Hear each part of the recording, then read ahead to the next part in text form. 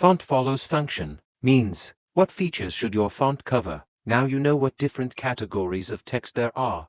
But how do you find out for what text you should optimize the choice of your typeface? I do this by asking myself the following 3 questions. 1. What is the key application?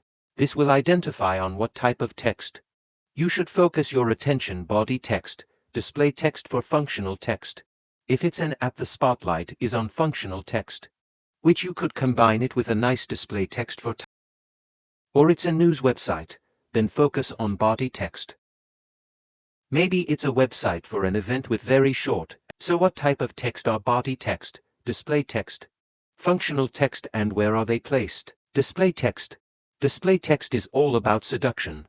Its purpose is to draw your reader into the content. As the name suggests, this kind of text is set in larger sizes, which are starting at 20px, therefore are mostly used for title or headlines, initials, or a prominent lead paragraph, or maybe a pull quote. Readers see these words before they read them, and this makes it a great opportunity to set the tone of voice for your website, app, or digital project very obviously. But it's not just about the vibe or feel, it's also about conventions for that particular industry or topic and setting up expectations for the content. How to pick a good display typeface. My advice is to have fun picking a display typeface. Look for something that suits your project. It can go from ornamental, spacey, minimalistic, crazy to all sorts of styles. Follow your gut feeling and enjoy the process. Either it fits your project or it does not. As long as you set it big enough, it's readable and fits your theme,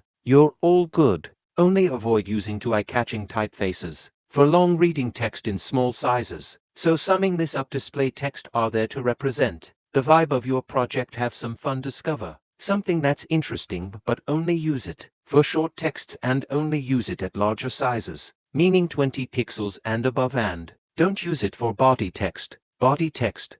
Pick a low-key text typeface that does not draw much attention to itself. Sans serif and serif fonts are both fine if they have distinct letter shapes. A larger X height is better. And these 3 kinds of typefaces, they have different levels of distinctiveness. On the left side, the letters are hard to distinguish. You will be able to read them. They're legible, but they are not easy for long reading text. So in this case, I'd prefer a typeface that has more distinct letter shapes, like in the middle or on the right side with the serif typeface, which I always most distinguishable. Functional text.